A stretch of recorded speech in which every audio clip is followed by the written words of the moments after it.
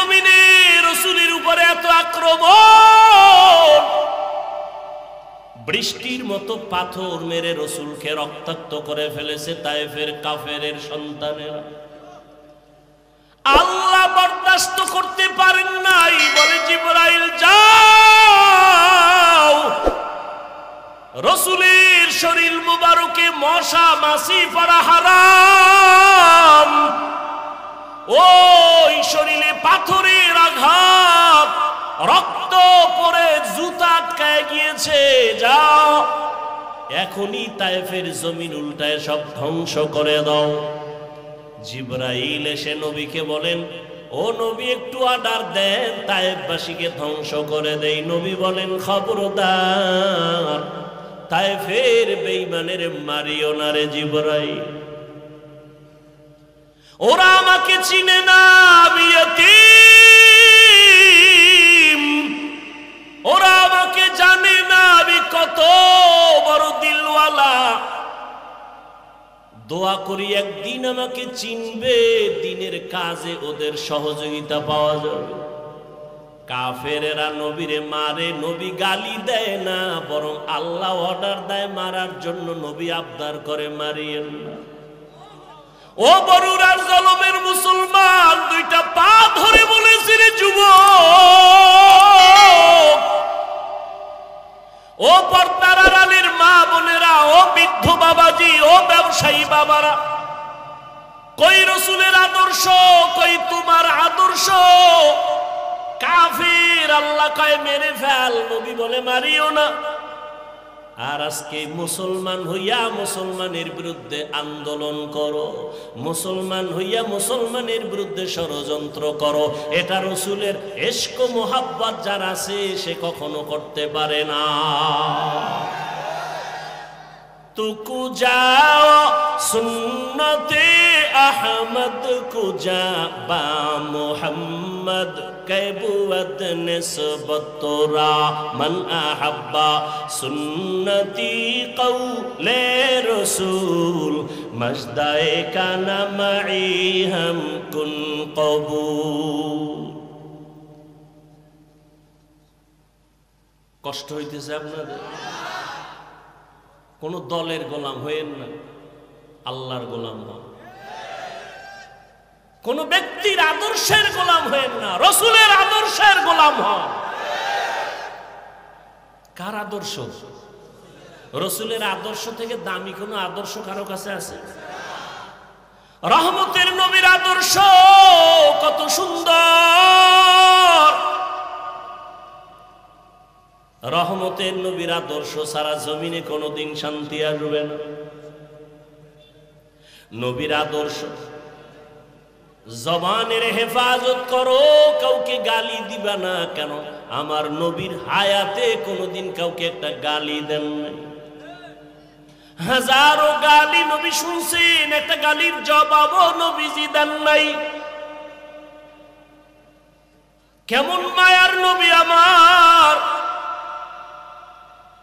রহমতের নবী দুটো চোখ মোবারক গরম করে কারো দিকে রাগে তাকান নাই। কারণ রহমতের নবী যদি চোখ গরম করে তাকায়, লোকটা জায়গায় আগুনের মতো পুড়িয়া ছাই হয়ে যাবে। রাসূলের চোখের পাওয়ারের অ্যাকশন এত বেশি। নবী গালি দিবেন দূরের কথা, গালির জবাবও দুই চোখ দিয়ে কোনো দিকে তাকায় গরম ভাবে তাকান নাই। যদি তাকায় সে পুড়িয়া যাবে। ও ভাই, চোখ কান খোলা, আপনাদের দেশের পরিস্থিতি, দুনিয়ার পরিস্থিতি সব দেখতেছেন।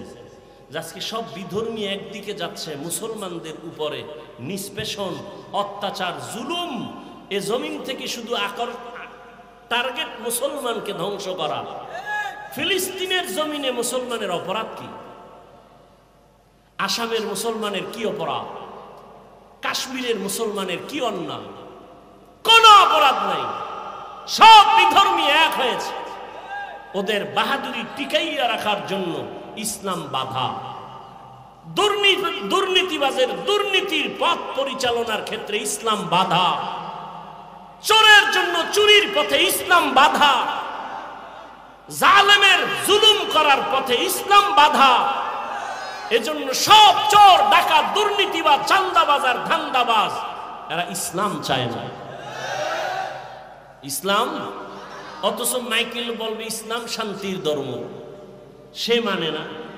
কেন? ওরা জানে আসলেই ইসলাম শান্তির ধর্ম। মানলে আমাদের স্বার্থ মতো চুরি করা যাবে না, দুর্নীতি করা যাবে না। এই জন্য ইসলামের জিকির করে কিন্তু ফিকির নাই, মানে না। রসুলের থেকে সুন্দর আদর্শ কারো কাছে আছে? থাকলে বলেন আমি হাফিজুর রহমান ঘোষণা দিলাম, রসুলের থেকে যদি আরো সুন্দর আদর্শ কারো কাছে থাকে আমি সেইটা নিব, রসুলেরটা বাদ দিব। বলেন রসুলের থেকে আর সুন্দর আদর্শ কারো কাছে আছে?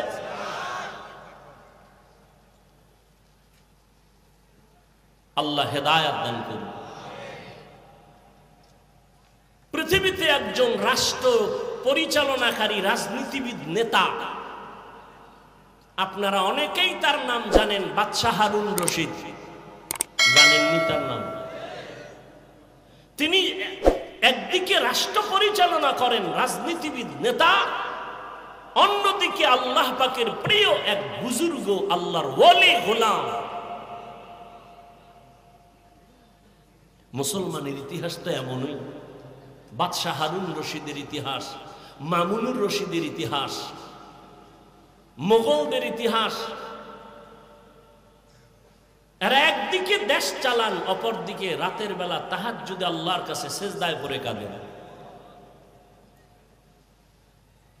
এই জন্য তারা শান্তি কি জিনিস দেখায় গেছেন এ জাতিকে। আমরা পারি না কেন? আমাদের মুখের কথায় আর কাজে মিল নাই। স্লোগান দেই কেউ খাবে কেউ খাবে না, স্লোগান পর্যন্তই থাকে, কাজের বেলায় নিজে খায়া মরি, অন্যের খানার খোঁজ নিব না। আর স্লোগান দিব বৈষম্য চলবে না। বৈষম্য বিরোধী আন্দোলন করার সুযোগ পাইয়া আম্মাজানেরা রাস্তায় নামছে যে নারী পুরুষ এক বানায় দাও, কোনো বৈষম্য রাখা যাবে না। কোন জায়গাটা কোন জায়গায় গিয়ে লাগাই দিছে, বুদ্ধির অভাব।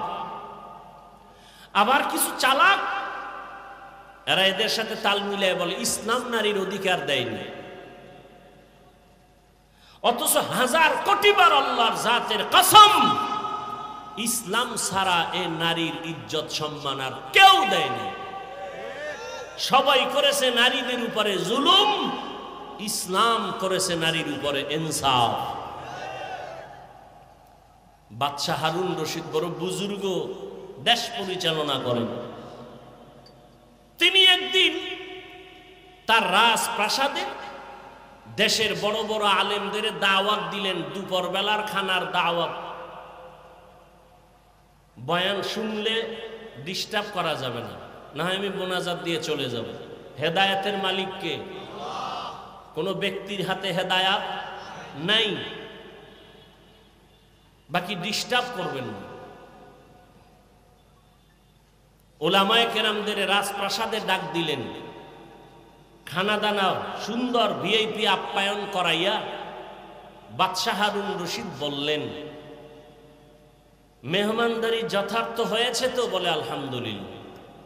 বলে এবার আসেন আমার কনফারেন্স রুমে। ওখানে নিয়ে বসালেন দেশের সব উল্লেখযোগ্য ওলামায়ে কেরাম। বাদশাহ হারুন রশিদ সিংহাসনে বসে বললেন, আমি যে আপনাদের ডাকছি আমার মনের একটা কঠিন প্রশ্নের জবাব নেওয়ার জন্য। বলে তাই? বলে হ্যাঁ। বলেন কি প্রশ্ন? বাদশাহ হারুন রশিদ বললেন, আপনারা আমাকে চিনেন? বলে হ্যাঁ চিনি। আমি শুধু দেশ চালাই এতটুকুই না, আমি দ্বীনের পথে আমল করার জন্য চূড়ান্ত চেষ্টা চালাই। অতএব আমি নেক আমল করি, যথাসাধ্য আমি গুনাহ থেকে বেঁচে থাকার চেষ্টা করি। আমি আপনাদের থেকে জানতে চাই, আমি বাদশাহ হারুন রশিদ জাহান্নামী নাকি জান্নাতি? ওলামাদের মজলিসে প্রশ্নটা ছেড়ে দিলেন। একজন একজন করে সবাই এক আওয়াজ দিলেন যে আপনি জান্নাতি না জাহান্নামী এটা বলার কোনো পাওয়ার, কোনো সুযোগ আমাদের? হ্যাঁ, এতটুকু বলা যাবে আপনি যদি ভালো আমল করেন তো আপনি জান্নাতের পথে আছেন, জান্নাতি বলা যাবে। আপনি যদি অপরাধমূলক অন্যায় কাজে জড়িত থাকেন আপনাকে বলা যেতে পারে আপনি জাহান্নামের পথে আছেন, জাহান্নামী বলা যাবে না। বাচ্চা হারুন রশিদ মজাক করলেন, আমাকে যদি আপনারা একটা সাইড করে দিতেই না পারেন তো আপনাদের খাওয়াইয়া লাভ হইল কি? এত বড় মেহমানদারি করাইলাম, কি লাভ হলো? নিরাশ হয়ে গেলেন বাদশাহ হারুন রশিদ। ঠিক আছে আপনারা যান, দেখি জবাব কোনোদিন পাই কিনা। ওলামায়ে কেরাম সঠিক কথা বললেও মনের মধ্যে একটু দুঃখ, বাদশার মনকে খুশি করতে পারলাম না। নিরাশ হয়ে ওলামায়ে কেরামও যাবেন। ঠিক এমন সময় ওই মজলিসের পেছনে একটা 9 বছরের বালক দাঁড়ায় গেল। দাঁড়ায় বললেন, বেয়াদবি ক্ষমা চাই। বাদশাহ জাহাপনা, আপনি যদি হুকুম দেন জবাবটা আমি দিব। কয় তাদের মতো না আলাদা? বলে আলাদা দিব। ঠিক আছে দাও, আমাকে কাছে নেন। 9 বছরের বালককে বাদশাহ রাস্তা করে কাছে আনলেন। 9 বছরের বালক বাদশাকে বললেন, প্রশ্নের জবাবটা কি আপনি দিবেন না আমি? বলে তুমি দিবা। তাহলে বলুন তো, প্রশ্ন করনেওয়ালা সে একটু উঁচু মর্যাদার না যে উত্তর দেয় তার মর্যাদা একটু বেশি? বাদশাহ হারুন রশিদ বলে, যে উত্তর দিবে ক্ষণিকের জন্য তার মর্যাদা কি? 9 বছরের বালক বলে, বেয়াদবি ক্ষমা করে আমাকে সিংহাসনে বসায় দেন, উত্তর দেওয়ার ঘরে নামায় দিয়েন, আপাতত উত্তর দেওয়া পর্যন্ত আপনি নিচে বসেন। এখন বাদশাকে উত্তর জানতে হবে, বড় আবেগওয়ালা উত্তর, আমি জান্নাতি না জাহান্নামী।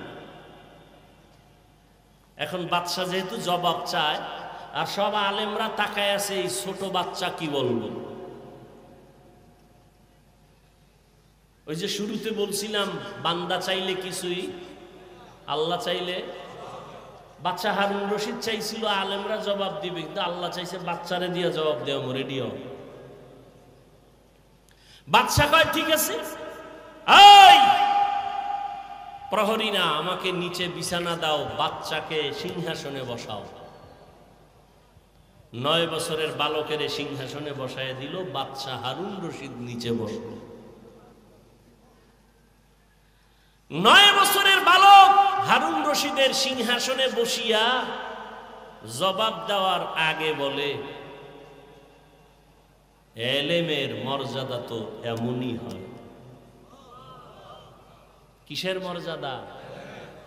এলমেরা এজাজ করদান বেহিসাব, খলকেরা দাদান জওয়াবে বা সওয়াব হক নদারত, দোস্তে খলকা জারে রানি।